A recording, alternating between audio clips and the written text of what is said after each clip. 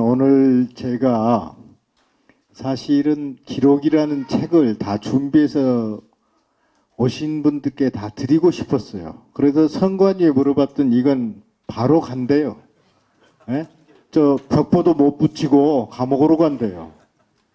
그래서 제가 작년에 쓴 책도 있는데 드릴 수가 없고, 그리고 여기 홍보물도 드릴 수가 없고, 유일하게 드릴 수 있는 것은 3,000원 이하의 빵 조각이랍니다. 그래서 지금 드시는 거 혹시 테이블에 있는 게 3,000원 넘게 드시지는 마실 것을 간곡히 당부드립니다.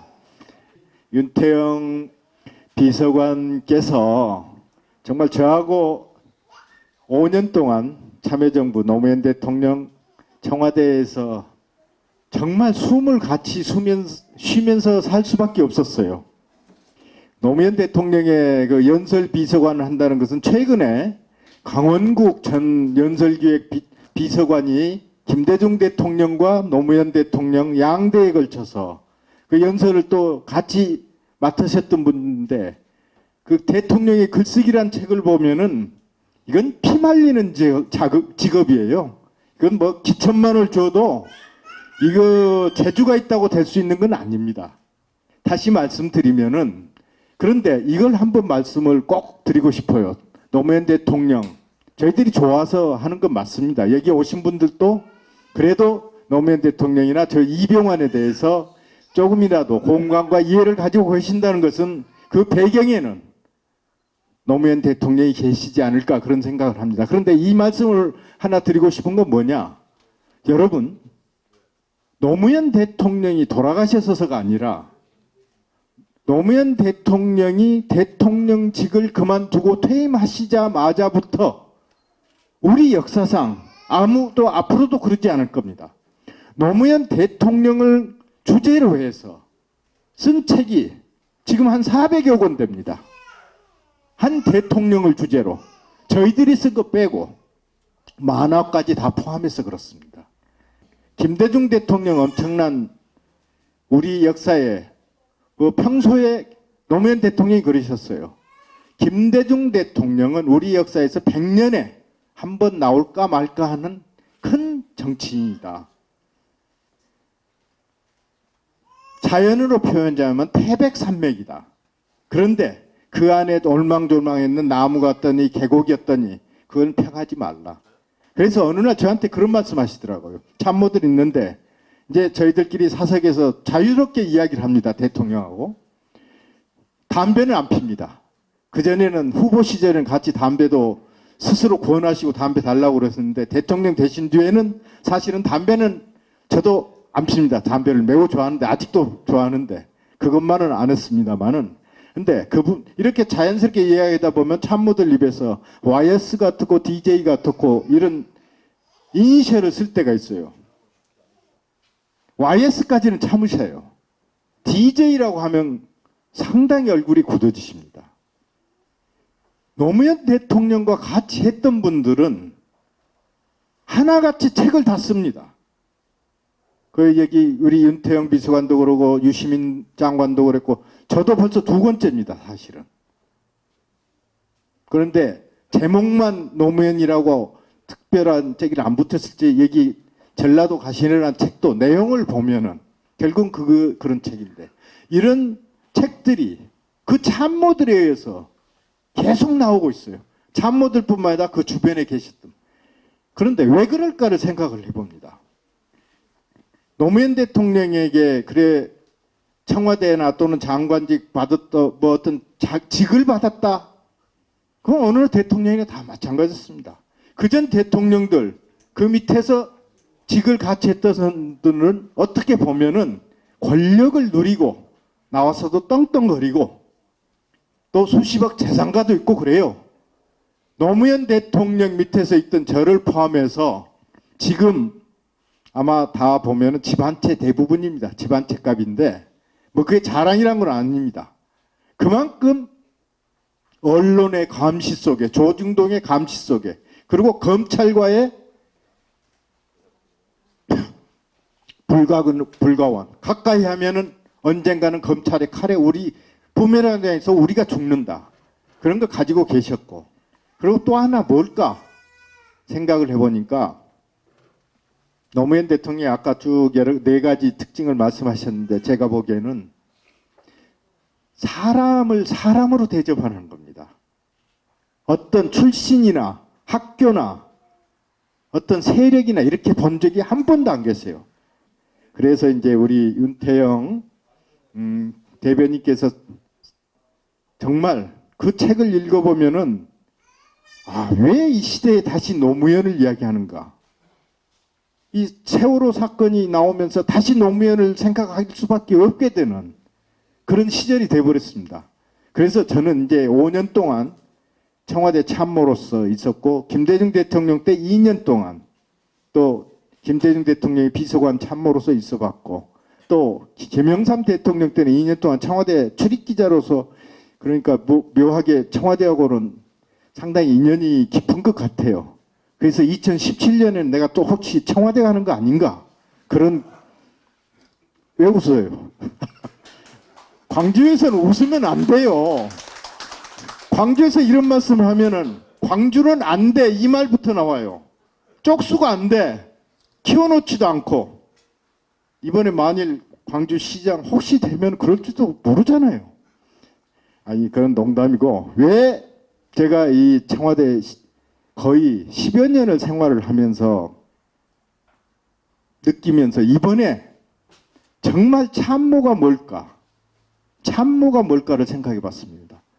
지금 박근혜 대통령의 엄청난 많은 비판과 욕설까지 분노까지 나오는데 저는 거기서 7년여 참모로서 기자로서 이를 보면서 정말 청와대 참모들은 지금 다 혀를 깨물고 죽어야 됩니다.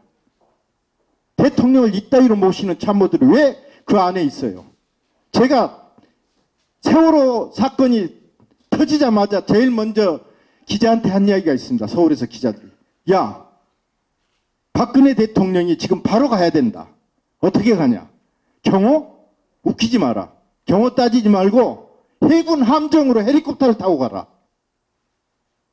해군 함정이 수척이 내려와 있는데 해군 함정에 헬리콥터로 내려라.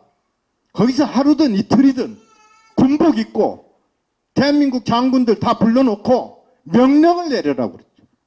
지금 바로 그러면은 별 단놈 해군 똥별이 아닌 이상 지가 잠수복 입고 뛰어들 거다.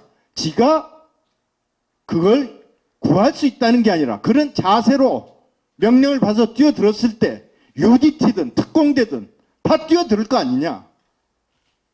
박근혜 대통령이 군복 입고 선상에서 별들 딱 놔두고 바로 뛰어드시오. 지금 바로 하시오. 왜 명령이 안 나오냐. 왜 이걸 모르냐. 그래놓고는 어디 내렸는지 모르지만 광주공항에서 육로로 가면서 가다가 경호 때문에 진도 팽목강에 길을 막고 이게 말이 이게 참모들의 대가리가 도대체 어떻게 됐길래 왜 이러냐. 아마 정치적 상상력이 없다고 봅니다. 상상력들이. 그래서 노무현 대통령 리더십 4가지를 말씀하셨는데 제일 중요한 게 저는 그렇게 생각을 해요. 참모들하고 이야기할 때 허물이 없습니다. 이 실장 혹시 담배 가져왔어? 이수석 담배 가져왔어? 이 말 한마디를 내뱉는 순간 모든 마음의 벽이 다 무너지는 겁니다. 대통령님 저는 이 가는 담배인데요. 가는 담배라도 하나 주소. 담배를 좋아해서가 아니라 저는 그걸 메신저라고 생각해요. 커뮤니케이션의 메신저로 이분이 그걸 했구나. 그래 담배 한 대 입에 무시고 피지도 않은 경우도 있어요. 그러고 회의를 합니다. 토론이죠. 회의가 아니라. 받아 적기 없었어요. 받아 적는 놈이 없었어요. 이분만 빼고는 이분은 받아 적는 게 업무였으니까. 윤태영. 그래놓고 같이 격이 없이 이야기를 한 겁니다. 그러면 아이디어가 나오잖아요. 이런 사건이 터졌다. 대통령 경호 이거 지금 경호 신경 쓰면 이건 대통령 아닙니다. 그럼 어떻게 하지? 경호실장은 계속해서 경호 이야기를 할 수밖에 없습니다. 경호실장의 임무이기 때문에. 그러나 이번에는 군복 입고 헬리콥터 타고 가십시오. 뭐 풍랑이 친다 뭐다 하여튼 배로 올라가십시오. 그래서 해군 대장 뭐 다 불러놓고 국방부 장관이고 지금 대통령은 국군 통수권자로서 명령할 수 있는 겁니다. 대한민국 60만 군대의 장성부터 장병들까지 명령 하나로 전쟁의 사지로 내몰 수 있는 권한과 의무와 그리고 그 도덕성을 지닌 게 대통령이고 통수권자거든요. 만일 이번에 정말 제가 중앙에 어떤 기자가 물어보길래 바로 이걸 야, 네 정말 청와대에다 누가 아는 놈이 있으면 전화라도 해줘라. 지금은 구하고 안 구하고 그 문제가 아니라 대한민국 정부가 대통령이 그리고 군대가 어떤 자세로 임하고 있다는 걸 보여주는 것 자체가 더 중요한 거 아니냐. 이 일은 어떤 일이든 터지게 돼 있다. 선진국이라고 이런 사건 안 터진 게 아닙니다. 후진국만 터진 게 아니에요. 대한민국 역사에 또 터질 겁니다. 불가피하게 터질 수 있는 일들입니다. 불행한 일이지만 그러나 이걸 어떻게 대응하느냐 대처하느냐. 예를 들면 대통령께서 예전에 북한에서 미사일 발사를 했습니다. 그때 대통령께 이미 5분도 안 돼서 보고가 갔어요. 근데 예전 같으면 참모들이 날뛰었어요. 그러면 6시 전에 국가안전보장회의를 소집하고 전국에 경찰 갑오 비상대기를 내리고 뭐 국군엔 뭐 묘도 대기를 시키고 하는 게 따다다다 이게 70년대 80년대입니다. 그런데 이 대통령은 내가 정확히 그때 시간 개념은 아니지만은 9시에 회의를 소집합니다. 왜냐? 아까 똑같습니다. 스웨덴 팔메 수상이 암살을 당한 걸 너무나 부러워했어요. 부러워했다는 게 다른 뜻이 아니고 팔메 수상이 경원 없이도 극장에 갔다. 이거. 그리고 암살 당했음에도 불구하고 스웨덴은 시스템에 의해서 그대로 돌아간 겁니다. 계엄령 하나 하지 않고. 그런데 북한이 미사일 하나 발사했다고 대통령이 새벽부터 날뛰기 시작하면은 국민들은 어떻게 하겠냐? 각자 유치해서 다 알고 있지 않느냐? 그렇다고 새벽에 회의 소집해가지고 거기 눈부시시 와가지고 대통령 말이나 듣는다고 적거나 있고 그거 말이 되느냐? 그래서 일부러 그랬더니 그 다음날 신문들이 막 조져댔어요. 근데 그걸 돌파한 겁니다. 그렇게 가야 된다. 그래야지 국민들이 이 문제를 북한 애들이 장난하고 있다, 쇼한다고 그렇게 받아들여야 될 거 아니냐. 우리는 걱정 없다. 니들이 미사일을 쏴도 대통령은 9시에 일어나서 회의 소집하는 나라다. 이 정도 배짱을 가지고 가야 된다. 그렇게 했던 겁니다. 그래서 남북 정상회담도 마지막에 해야 한 겁니다. 니들 벌을 안 고치면 뭐 니 핵실험 해라. 물론 내정의 부담은 너무나 많았죠. 그런 리더십을 끌고 간다는 게. 그래서 저는 대통령 리더십이 기록을 통해서 아까 4가지로 정리했는데 제가 본다면은 이번 사건을 보고 아무리 평범한 지도자도 이 유난의 시대에 유난의 시기에 어떤 걸 보여주느냐에 따라서 영웅이 되는 겁니다. 그런 사람들이 많아요. 그런데 영웅처럼 있다가 대통령이 된 지도자가 진짜 개판인 경우도 있었고요. 물론 제가 짧은 생각이지만 아이젠하워는 2차 대전의 영웅이었습니다. 그래서 바로 대통령이 됐어요. 근데 한국전이 터져서 이걸 제대로 못한 겁니다. 그래서 단명으로 끝나버렸잖아요. 예를 들면 그런 일이 많습니다. 그래서 표정만 험하게 진다고 그게 리더십이 있고 강한 지도자가 아니고 차례 리더십이 아닙니다. 저는 그렇게 봅니다. 그래서 오늘의 광주도 그런 문제에 똑같은 부분이 있다고 봅니다. 내가 정치적 발언은 삼가도록 하고 오늘 토론에 같이 와주셔서. 그런데 이 또 윤태영 아까 말씀을 올렸잖아요. 제가 이렇게 마이크를 대신 뺏어서 하는 이유는 이분이 그동안 이 저수를 하고 여러 가지를 하고 하다가 조금 건강을 놓친 부분이 있습니다. 그래서 지금은 괜찮은데 좀 피곤해지실까봐 또 올라가셔야 되고, 그래서 제가 대신해서 노 대통령의 리더십에 오늘 세월호 침몰의 이 참극 속에 우리가 어떻게 봐야 될 거냐 하는 부분, 그래서 다른 대통령의 기본적인 마인드에 대해서는 평가를 안 하겠습니다만은 참모들이 저러고도 가만히 있는 거 보면 참 대변인 저렇게 개판을 치고 있고 그런 거 보면 윤태영 대변인 그때 명대변인이라는 조중동에서도 명대변인이라고 그랬어요. 네, 그래서 오늘 너무 오랫동안 여러분들 모시고, 근데 여러분들 오래 모시고 있어봐야 표가 될는지 내 이게 지금 걱정이에요. 내 여기 여기 패친들도 와 계시고 또 선배들도 많이 와시고 청와대 같이 일했던 선후배, 그리고 여기 노무현재단 광주에서 같이 일해주신 선후배들 계시고, 저는 독수리 5인방이라고 요즘 광주에 유명하더구만요. 국회의원 5명이 똘똘 뭉쳐서 독수리처럼 죽어버렸다 그런 것 같은데, 저는 5인조 시스템입니다. 여기 5명밖에 없어요. 그런데 제가 감히 그랬어요. 다 수석을 다 맡겼습니다. 홍보수석, 아까 안현주 여기 홍보수석이라고 부릅니다. 그리고 법무수석, 총무수석, 전자수석, IT수석 이렇게 다 5명이 지금 이분들은 무료 봉사하고 있어요. 참 깝깝한 사람들이에요. 깝깝한 사람들인데 2002년 노무현 캠프가 생각이 나요. 그때 이런 분들 포함해서 내가 보니까 그때도 7, 8명 일하는 사람 7, 8명이에요. 저는 캠프에는 안 있었고, 저는 월급 받던, 그때 당시 민주당에서 월 150만 원씩 월급 받던 국가전략연구소 부소장이었는데 거기서 30만 원 또 당비로 떼가 버렸더만은, 그렇게 똘똘 뭉쳐서 했던 그 기억이 있길래 남들처럼 하지 마라. 제가 그래서 사무 삼소 운동, 선거 운동을 하겠다는 건 제가 뭐 잘났다는 걸 보여주는 게 아니라 선거 운동을 바꿔야 된다. 뭐냐? 여러분, 제가 우리 5명의 참모들에게 그 이야기를 했어요. 참모들이라면 좀 이상할 거예요. 수석님들한테. 뭐라고 그랬냐? 지금 하고 있는 선거운동 방식을 봐라. 자유당 때하고 달라진 게 뭐가 있냐? 자유당 때 선거운동 방식하고 달라진 게 뭐가 있냐? 현수막 선거철 되면 홍길동이 몇 번 계속 붙이고 있잖아요.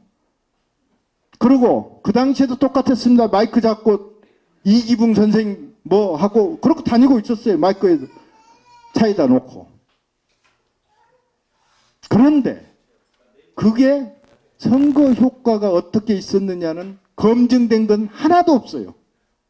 그냥 하니까 한다. 남이 하면 안 하면 내가 손해다. 그러면 지는 거 아니냐. 뭐 조직을 한다. 뭐 하는데 사실은 여기 오신 분들 빼고는 한 분도 제가 안 믿습니다. 밖에 있는 분. 100표 가져오겠다면은 내가 그렇게 말해요. 100표 가져오겠다는 사람이 있으면은 이제 선거 일종의 꾼들이시죠. 여기 오신 분들은 10,000표, 20,000표 가져오실 분들이니까 그거 아니고 꾼들이 계세요. 뭐 내에서 어디 옛날 뭘 해서 뭐 1000표 뭐 있다. 그럼 100표 가져온다면 제가 그렇게 이야기합니다. 안 가져오셔도 좋으니까 1000표만 떨어뜨리지 마십시오. 그런 경우가 대다수라고 봅니다. 제가 뭐 선거는 안 해봤지만은 그래서 뒤에서 대통령 선거를 쭉 해보고 그리고 광주에서 지난 4년 이렇게 쭉 보면서 결국은 통해라 이것밖에 없다고 생각합니다. 그리고 그건 잔물결이라도 잔바람이라도 계속 불면은 스며들고 창문을 닫아도 봄은 오게 돼 있다. 저는 그렇게 믿고 있습니다. 그래서 오늘 정말 이 조촐한 자리 정말 이렇게 조촐하게 하려고 합니다. 앞으로 20명이든 30명이든 육아 문제를 하면은 여성분들 모시고 제 친정엄마 프로젝트 제대로 한번 말씀을 드리고 그리고 또 좋은 제안 있으면 받아서 SNS를 통해서든지 제 기자회견을 통해서 정책으로 발표하고 그래서 물론 저는 성공하리라고 봅니다. 근데 당선이 문제가 아니라 이 과정을 통해서 얼마만큼 새로운 진짜 혁신과 진짜 새정치를 보여주고 싶다는 그런 욕망이 더 큽니다. 여러분들에게 오늘 너무 늦게까지 이렇게 자리해 주시고 3,000원 이하의 대접을 해드려서 대단히 죄송합니다. 정말 감사합니다. 여러분 고맙습니다.